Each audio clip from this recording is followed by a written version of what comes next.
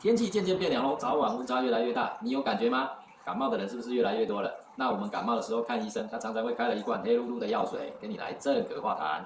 那这个药水要怎么用，镇咳的效果会最好呢？1分钟药师今天来告诉你，那记得要看到最后哦，你才会知道怎么用它会最安全又有效。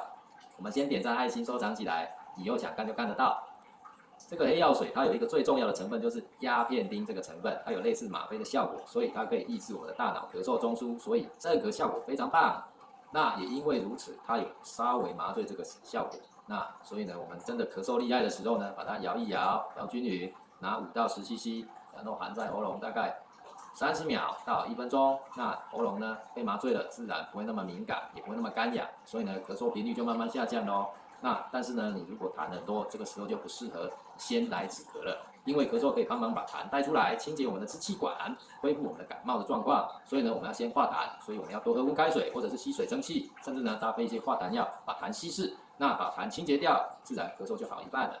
但是呢，如果呢你呼吸有一些喘笑声，那这个时候就是有气喘的这个可能，那这个时候要找医生来看看哦。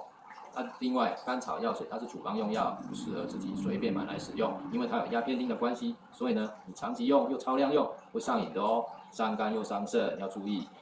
另外一个最重要的，不可以给12岁以下的小朋友来使用。那以上的重点记得了吗？欢迎转发给朋友，不了解的地方欢迎讯息来讨论。我是1分钟药师，守护健康大小事，下次再聊，拜拜。